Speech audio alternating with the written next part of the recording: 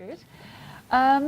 Okay, well, what I thought I would, what I thought I'd do is divide this kind of short response into 2 or 3 sections, and I thought I would use the first section just to kind of both sum up and respond to various of the points made by Rick, and in relation to this work that Rick and Toby have been doing.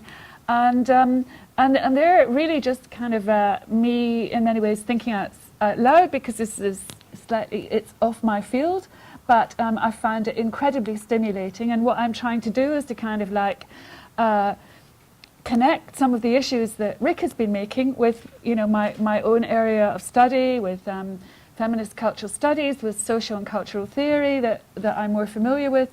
And so in the first instance, I'm just going to talk for about 5 minutes, kind of, which is a fairly instant response.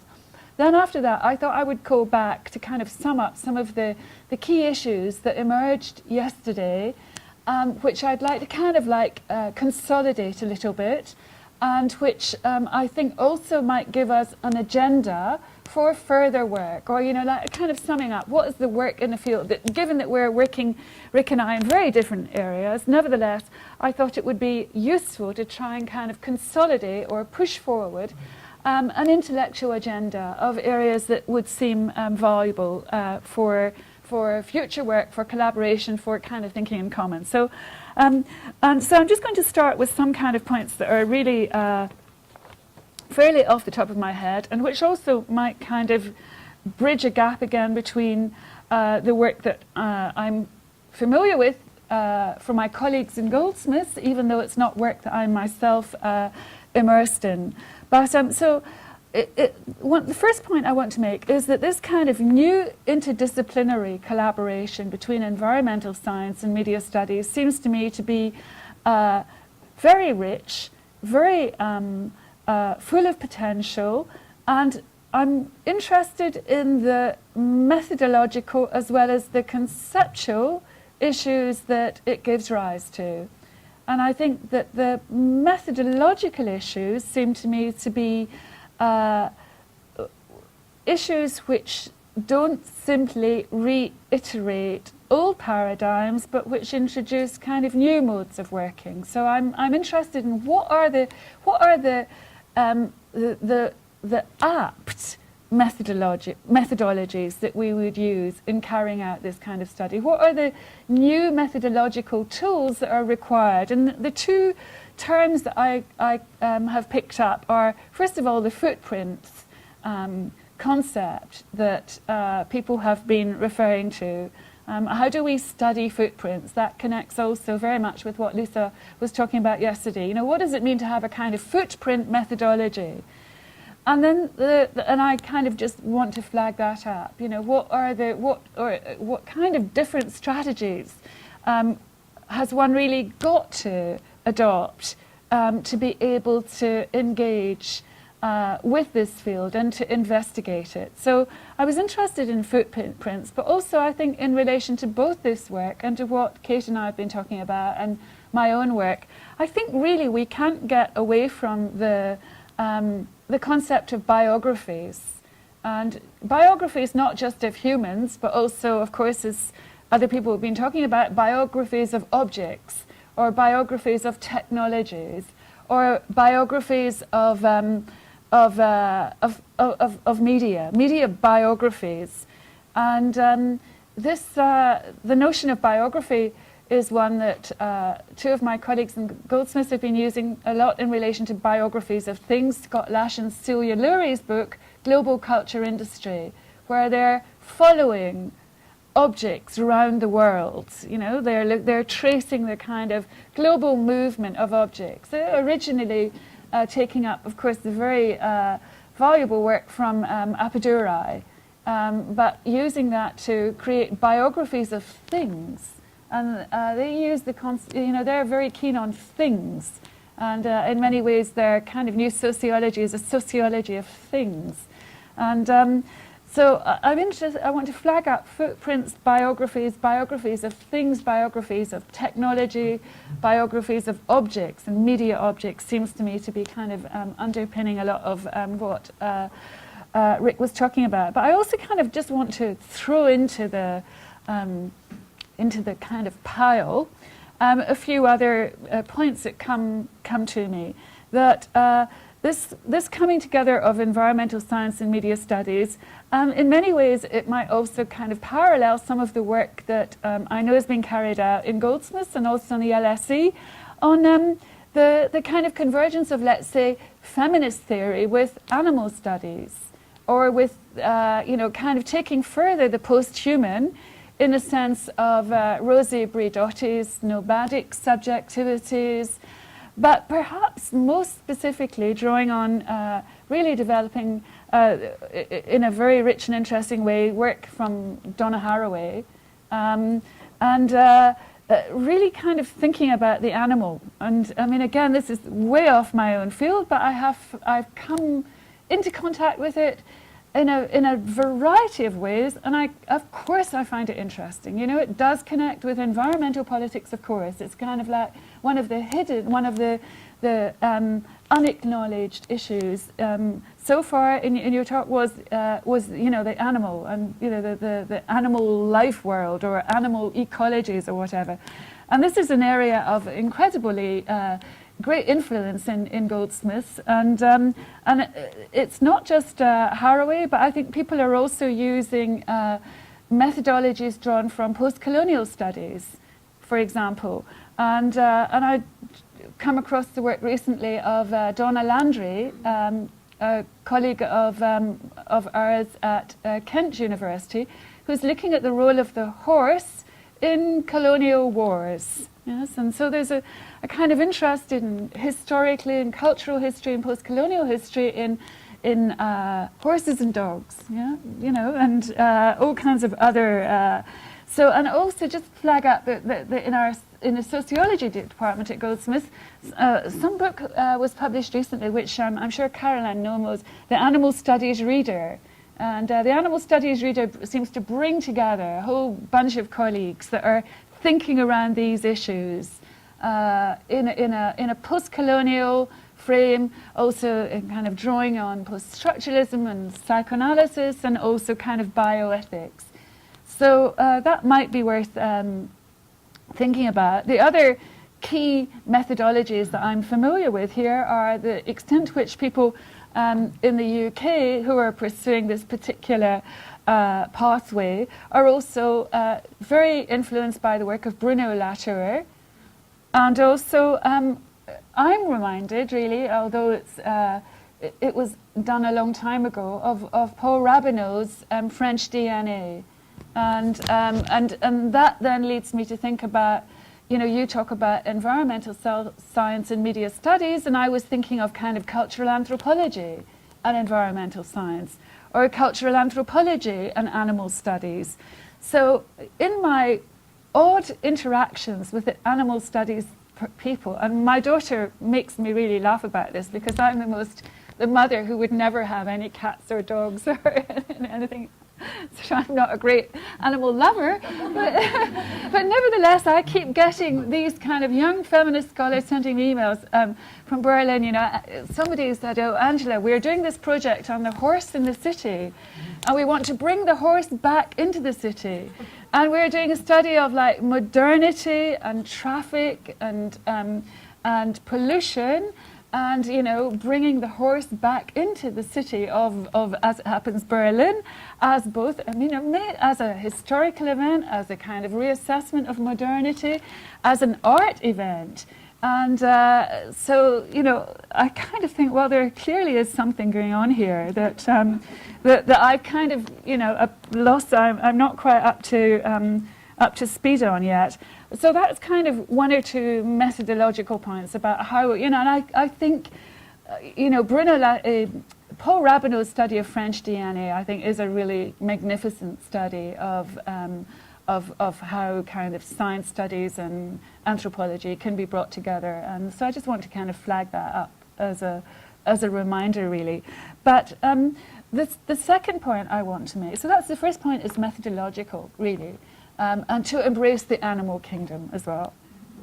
And the second point is really one which relates to a question that was asked earlier, which is about kind of political systems and political theory, really. And I'm kind of wondering how the questions raised by Rick fit with questions of kind of, new political philosophy, or, where is the kind of political constituency with which you would want to affiliate? It's a kind of basic question, but it's also a kind of theoretical question. The theoretical question is, would you envisage this work that you're doing to articulate with a kind of, the Chantal Mouffe and Ernesto Laclau new radical politics of, new radical democracy? Is there a kind of post-pluralist radical democracy? What is the political agenda here, and where does it fit? How does it connect back with old kind of socialist discussions? We kind of we're obviously in a post-socialist moment. Clearly, this is a critique of neoliberalism in its kind of triumphalist mode. But if it is a critique of neoliberalism, then it's, there are many other intersecting issues which clearly would need to be addressed. For example, kind of militarization and war, and endless war, and escalating violence. And so I'm sort of interested in the political theory that you would be looking to. Is it a kind of Deleuzian rhizomatic politics? Is it a politics of new social movements? And if it is a politics of new social movements, then let's ask some questions about what is happening right now in the politics of new social movements, and also what are the let's trouble. I mean, I have various kind of anxieties about new social movement politics. I have to say, even the kind of anti-globalization movement. How do we, how do we engage with it at the level of kind of everyday democracies or so on? So there's a kind of question about politics that I would like you to consider. And it's not just the politics of now or the politics of the future, but also the politics of the past, because a lot of what you're describing, the critique of the factory system, the critique of pollution, the critique of danger to the workforce, was absolutely fundamental to Marx, really, to kind of Marx's writings, and to Engels, of course. Somebody mentioned Engels yesterday, but clearly the issues around dangers to the workforce were the absolutely fundamental principles of kind of early socialism. Maybe socialism, not just socialism in the UK and in Europe, but also socialism in America. So the politics of the workforce seem to me absolutely vital to what you're talking about, but that was part of a socialist movement which is no more. So, what do we do with it? And what does it mean to bring these issues back into the foreground? And then I had linked with that two other kind of historical points. One was, what about Green parties? How do you relate to Green parties?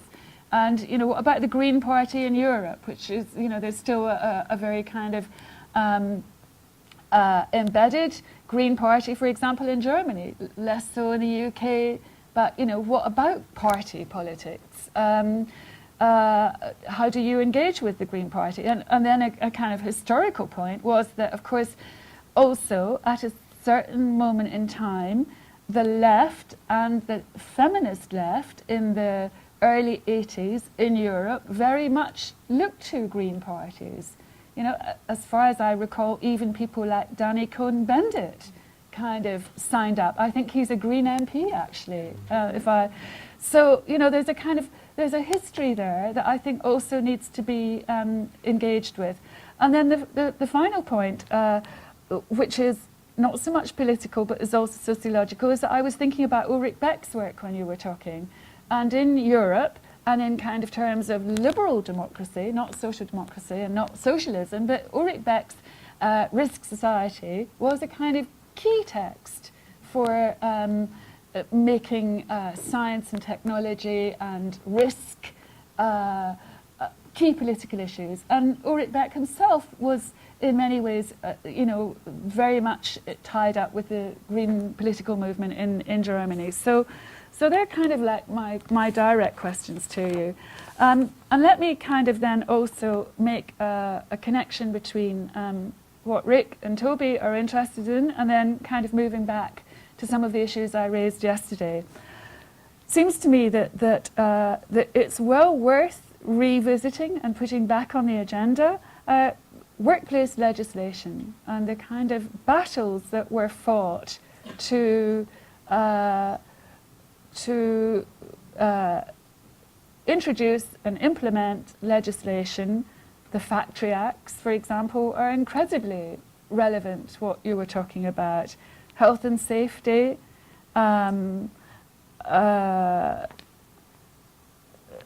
sickness leave, for example, maternity pay, all of those. It seems like we have kind of two bodies of the old social welfare regimes that we have to reconsider. And those two areas are work and employment, and then also welfare.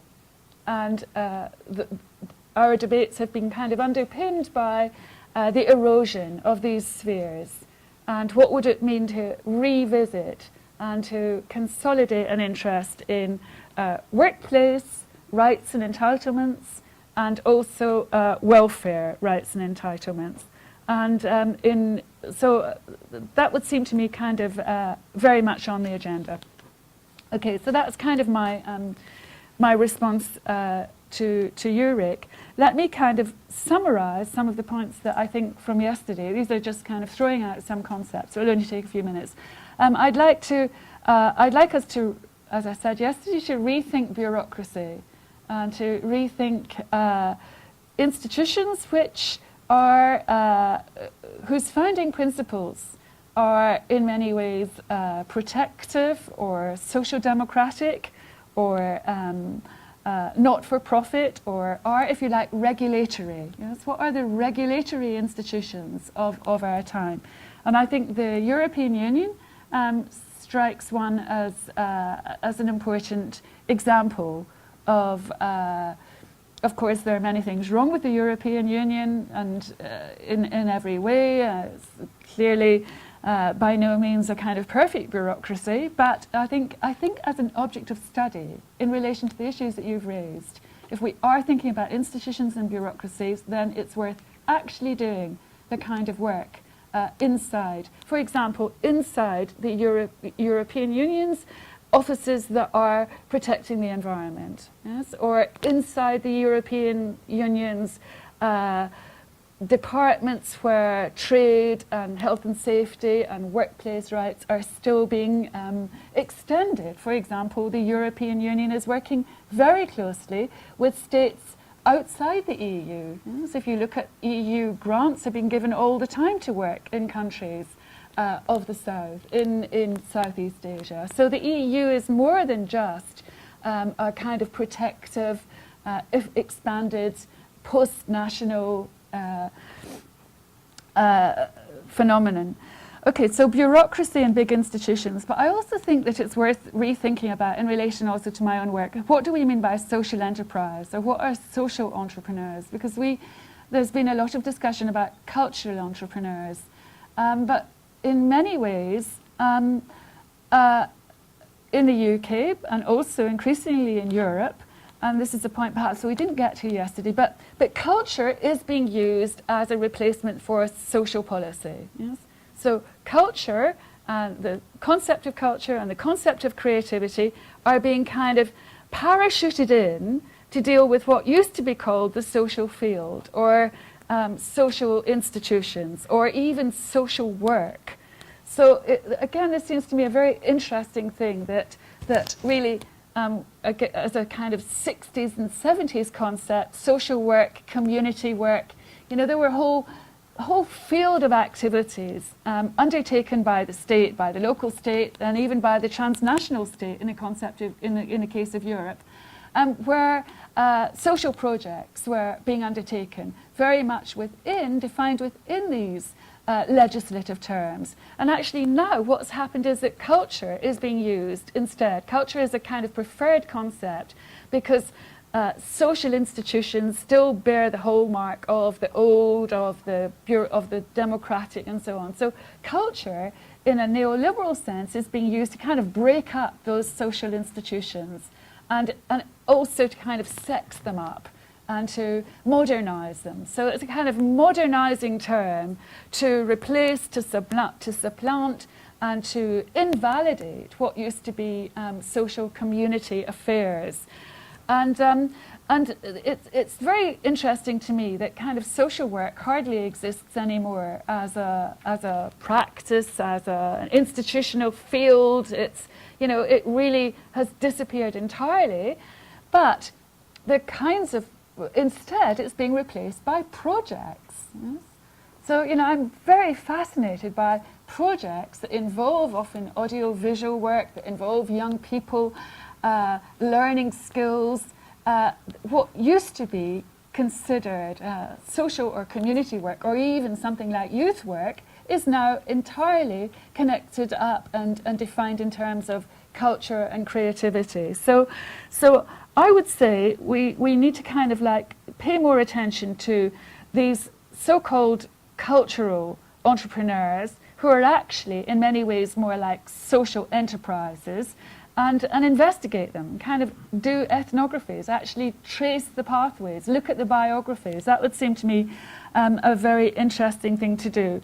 And with that, I would like to put on the agenda not-for-profit. Yeah? How do we understand? How do we theorize? I mean, there is a sociology of not-for-profit and of the third sector, but it would seem that it's worth kind of bringing that into this kind of domain that we're thinking about. I would like to see a theorist of the not-for-profit sector here joining this discussion. And this is a literature, a bibliography that I'm not familiar with, so maybe some of you are more familiar with it. But, the NGOs, the third sector, the so-called voluntary sector, who are the theorists of that kind of area? And I'd also like to see more studies of what came up yesterday, of let's think about all of these social enterprises which operate, if you like, below the line. They're not just not-for-profit, but they're actually almost unviable, So what does it mean when so many micro-institutions are being set up in semi-privatized ways, but in ways that are really economically pretty much unviable, where there's kind of multiple sources of funding, where people are endlessly, one of the things that came up in my work is this sort of normalizing logic that as soon as you've got a job, you actually use it as the opportunity to look for the next one.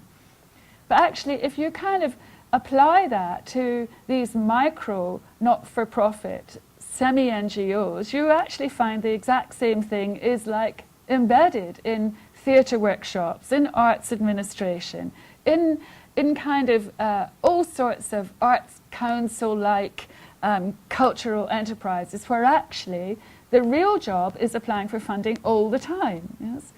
And I just feel that we need to kind of, whether we approach that from the new world of work, or whether we approach it from a kind of new political culture, the way in which neoliberalism has kind of impacted on what used to be more stable enterprises, so that they've become completely unstable, completely insecure, and people working in them are just as precarious as people who are working freelance entirely. So I kind of like to see a way of theorizing that. And another few points. Sorry, I've got such a headache, but I'm sure these pills will start working in a minute. I'm also interested in like unpaid labour, and that comes up with, again, with what do we mean by unpaid labour? And one or two people talked yesterday about, internships and unpaid labour as being maybe associated with kind of well-off young people whose parents can afford to fund them. Actually, I would dispute that. I would say unpaid labour has also become a kind of norm of this erosion of where work takes over all. That, you know, the very way in which we kind of measure work, or the way in which we value work, or the way in which we quantify the difference between what is paid and unpaid seems to me, again, a very urgent area of investigation. And I say that because, again, working inside some of these, doing research inside some of these kind of small project-based enterprises, it's quite clear that it becomes almost impossible for people who are even working inside them to assess when they stop working and when they start. So, for example, let's say I'm working inside a European social enterprise that is full of people who are interns, but they're interns that come under something called the European Voluntary sector, where you, as a graduate, get 500 euros a month to attach yourself to a project or to an institution which has got 15 different European-funded heritage environmental projects going on at the same time. So in any one of these kind of mini institutions, more than 3/4 of the people there will be funded more or less as interns, and then the people who are being paid will be, it'll be very clear, you know, let's get back, okay, it takes us back to workplace legislation. What is a job description? Yes? If you're an employer, you have by law to provide somebody with a job description.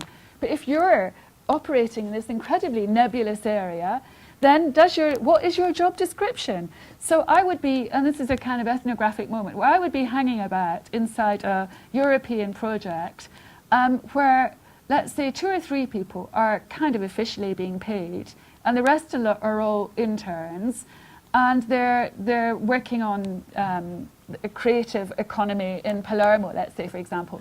But the question is, like, these people, these young people who would be, let's say, aged 33, 34, and they might be being paid, but, you know, so we go for dinner in the evening.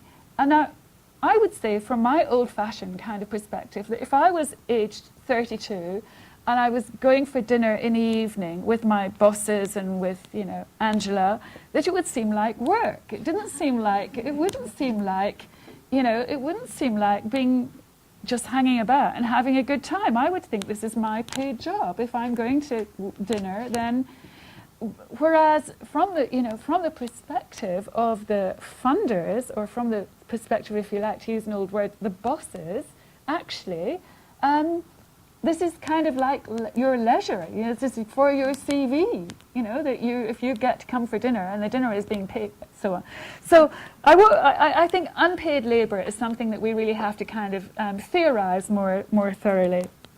Okay, I talked a little bit about the European voluntary sector, and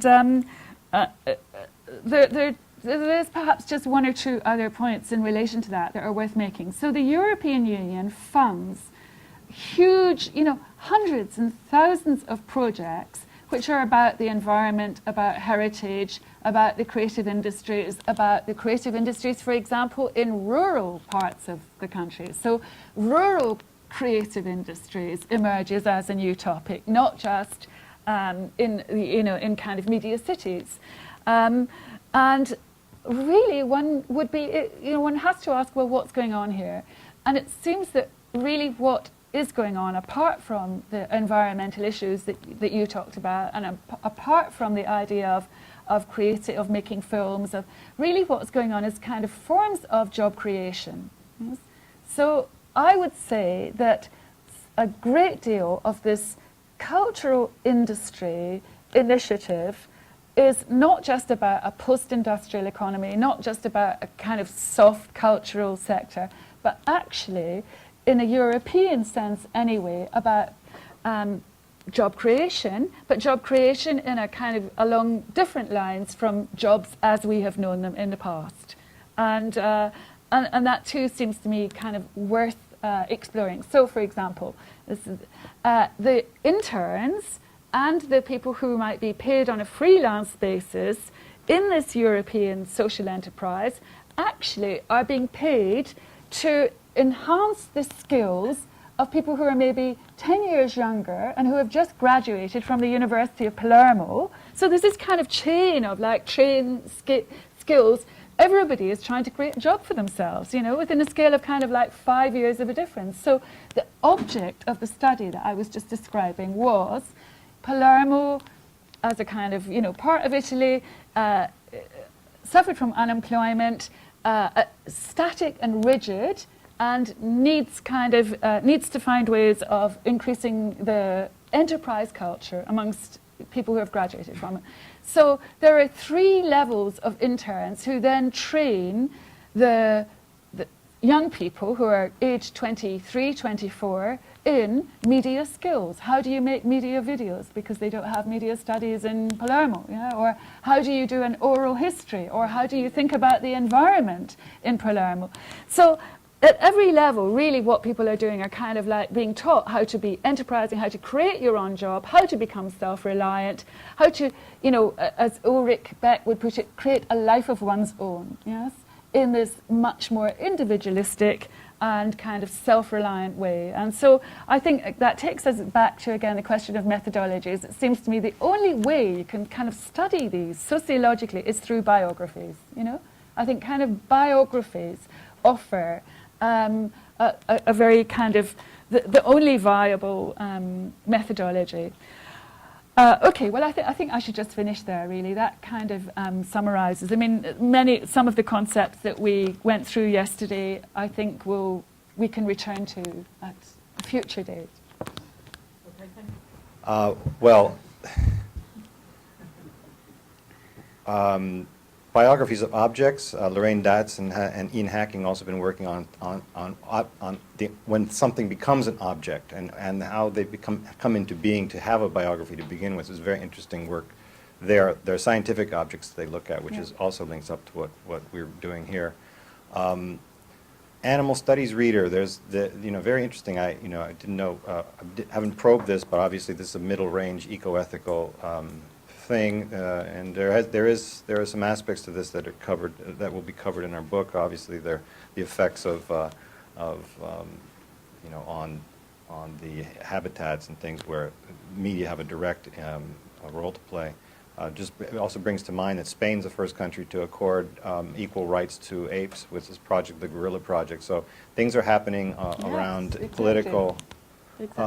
Political imagination that is new in my lifetime, at least, where these rights are being extended. There are problems with moral extensionism and a certain kind of individualization of species there, but it is not reaching out beyond that, except in a case I want to mention in a second. Obviously, Bruno Latour and Paul Rabinow are influences.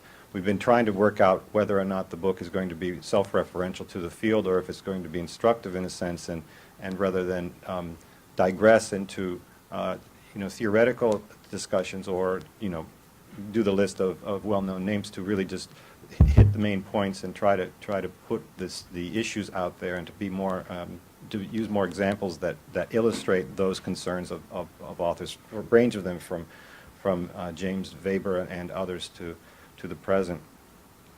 Political theory, yes, it's very interesting.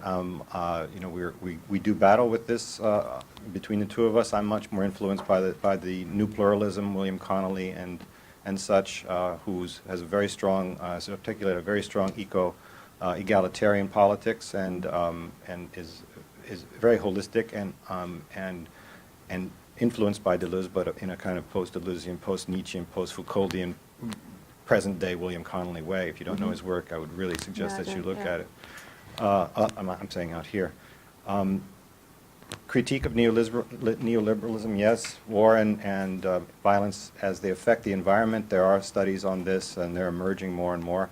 The military is very secretive about some of that stuff, but they do issue some statements on their green policies and recycling. Believe it or not, they're big on that. And one of the greenest areas you find around here up this coast is Camp Pendleton.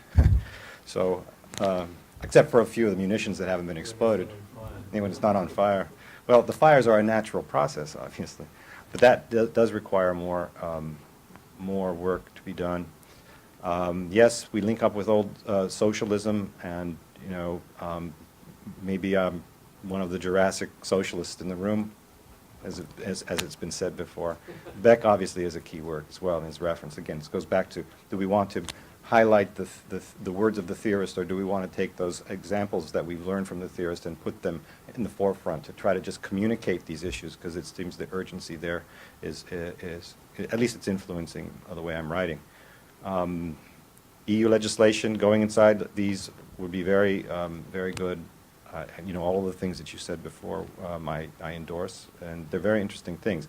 The one new institution, big politics thing that just came up this last week or two was the General Assembly, I guess it's called that, of Ecuador, just passed a legislation that accorded equal rights to nature. It has to go to referendum, but it poses interesting questions about the limits of the exploitation of intellectual property, for example. If it is being derived from any kind of natural products, a citizen may go to local authorities and claim that nature's rights have been violated. We'll see what happens with this. I'm heartened by that because it's really quite a new political, imaginative political outcome. And will there be other such instances? It's hard to say how influential Ecuador it will be, but as an on-the-ground experiment where that puts up a political barrier to neoliberalism, I'd be very interested to see how that works, and I'm excited by that. So let's the others. Maybe people have questions. It's interesting bullet points to be discussed. I'm particularly interested in your sort of inclusion of the animal studies or animal rights ecological factor. I'm quite interested to see, perhaps you venture into explaining or perhaps thinking the ways in which, you know, the theorists you mentioned, of course, Haraway, Braidotti, Latour, and their sort of, you know, Latour's hybrid networks and his quasi-objects and his things, his parliament of things might influence or inform the sort of cultural studies which are very much anthropocentric based rather than, you know, zoological based or anthrozoous sort of studies based, and how these sort of theoretical paradigms might inform in a post-human age the sort of type of cultural studies or ecological studies, which eventually are, I mean, unfortunately or inevitably anthropocentric. So I wonder if any of you had thoughts about that. Sorry, 1 second. Well, doesn't sound like it's working. It is working. I mean, this is kind of, as I said, pretty much out of my field, but I would say that that a kind of parallel to what Rick and Toby are doing here. The nearest I can think of in relation in cultural studies, feminist cultural studies, would be one of my colleagues in my department has written a book called The Ethics of Cultural Studies, and also has just completed a book on bioethics. Now, it's kind of very much based on Levinas, actually, and Derrida, but nevertheless, Derrida has also wrote about animals. So they're kind of like looking to those thinkers, and to you know, the Levinasian kind of being for the other, and the idea of always looking to diminish violence. You know, so I would say a kind of anti-violence ethics pervades a good deal of this work. So that would be kind of one strand that I'm sort of vaguely familiar with. And the other then would be at the LSE, people working in feminism, anthropology, and animals, like my colleague Sarah Franklin, who's written about Dolly the sheep. And again, I'm not... so there's a kind of fruitful crossover there. But also, what I was thinking earlier when, in relation to Rick and Toby's, I think really what's very innovative here, and Constance was saying the same yesterday, is what happens when you bring people together in a way that's not just like the sociologist going into the lab of, like, Paul Rabineau going into attach himself to the lab in France, the Cine whatever, or the kind of Bruno Latour, Steve Woolgrass study. What happens when you actually bring people together on a kind of equal footing around the table? And that seems to me a very, you know, when you bring environmental scientists together with media studies people, with cultural studies people. So that I found immensely interesting and productive, and does a different kind of project appear then from the kind of conventional one of like the sociologist doing his or her kind of partisan observation in a kind of, you know, post Jim Clifford kind of way. You know, so I was kind of interested in that. But then I was thinking, actually, in relation to this feminist stuff, I suppose, and I remember suggesting this at Goldsmiths, I said, well, what would happen if you brought together, let's say, veterinary vets with there are a lot of feminist vets, you know, together with the scholars working on this kind of feminist post-human studies, and how would that, you know, how would that look round the table? So in many ways, this is really what what we have is an opportunity to be imaginative, and I think this kind of seminar has kind of opened out other possibilities which have been slightly beyond the imagination of even in cultural studies, which, you know, has generally been kind of very open-ended. But so I like the idea of philosophers and vet surgeons getting together, and queer studies as well. Of course, the absolute missing connection here is queer theory. Yeah, of course, from animals to queer theory to Derrida to, you know, there's a very straightforward kind of connection there. There's your reading for lunchtime. And actually, it's interesting. This is a word that hasn't appeared in the last 2 days. Everywhere I go, the most common word is queer theory, whereas here it's not. We haven't mentioned it once yet. So maybe that's actually a bit of a relief. Perhaps we had too much of it. David? Yeah.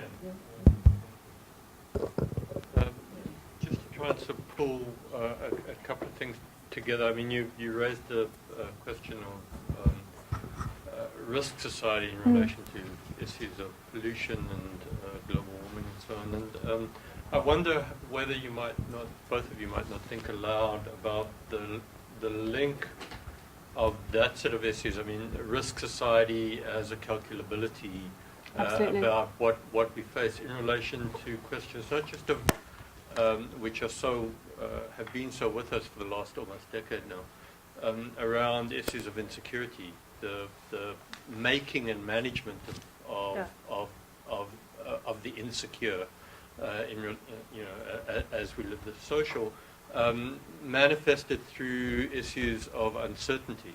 I mean, the making increasingly uncertain of our lives through these manipulations and managements of risk assessment and so on. I mean, so that the risk assessment itself fashions the insecurity in certain sorts of ways. And then linking that, I mean, to take a stab at your question about not-for-profits, linked to the issue of the transformation in the neoliberal state, right? It's not that the state has been undone, it's that the state has been refashioned and reshaped.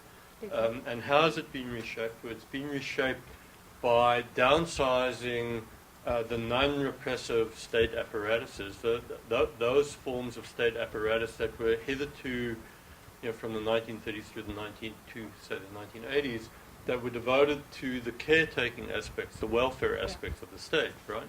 And so it's not without surprise that FEMA, having been defunded by between 10 and 25%, depending where, right, was incapable of responding to the New Orleans floods, because the expectation was that a not-for-profit like the Red Cross would pick up those aspects of the caretaking, the hitherto caretaking aspects of the state, which the state now was no longer sanctioned to undertake, because the increase in zero-sum going budgets were being devoted to the military, to repressive state apparatuses, the police, the prison industrial complex, and so on and so forth. So you see the shift, right, to non-profits as a form of picking up what the state prior to this, in this new form of state regulation, linked to questions of insecurity. I wonder whether you might speculate.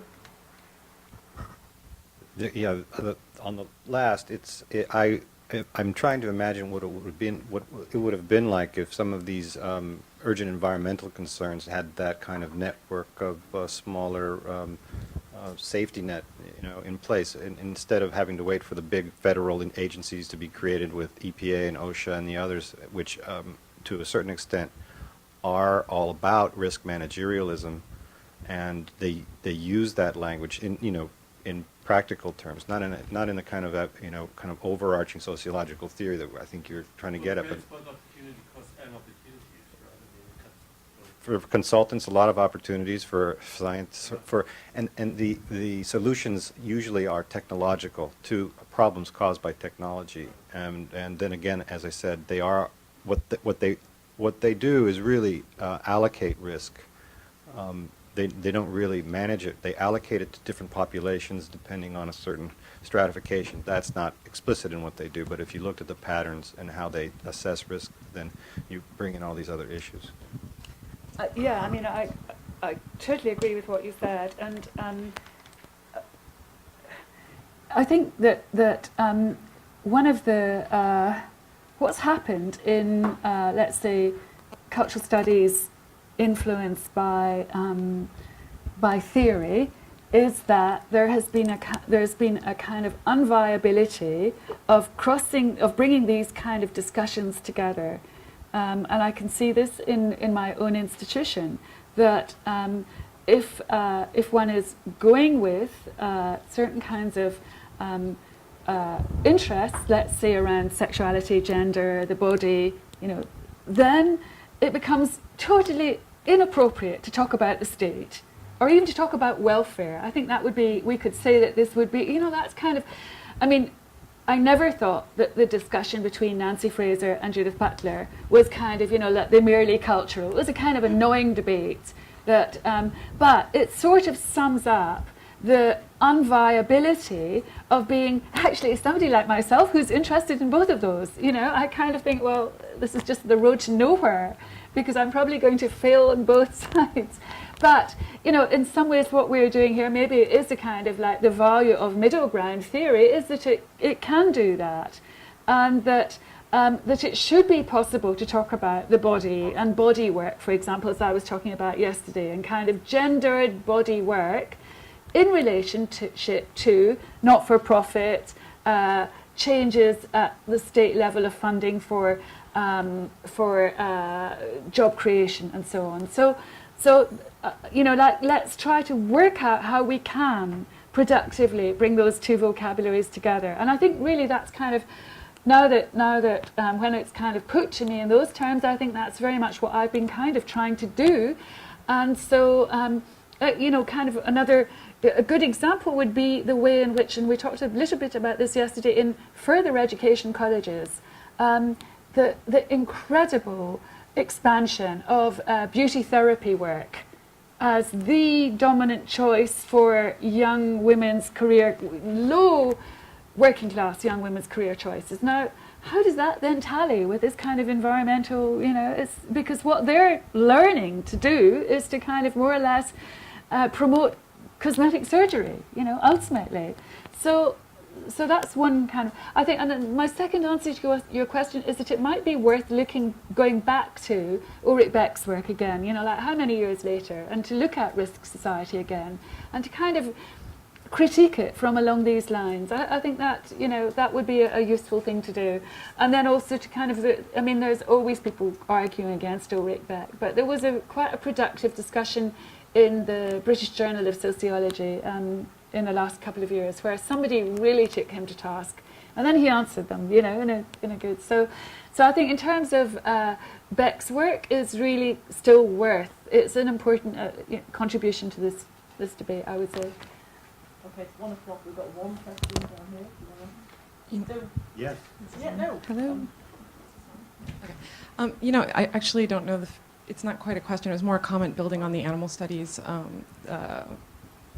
comment that was raised earlier, which is just, the ways that can be useful, I think, representing for the animal studies of my department, which is very much from the Donna Haraway kind of camp or whatever. The thing that's so interesting is when they're not talking about, decentering the human, replacing it with the animal or anything like that. They're talking about nature cultures. And, and this kind of shifts, I think this is kind of related to what you guys are talking about, but, not just the culture industries, but the nature culture industries, just always coupling those two things. And it's very much about, like, exposing yourself to risk, Haraway's work. And it's very much about the animal as, like, the risk of being unable to communicate and know, what's, behind those eyes, that Levinasian kind of thing, I guess, going on. But I think that's why bringing the animal studies kind of approach in can be really quite appropriate, in these conversations. So.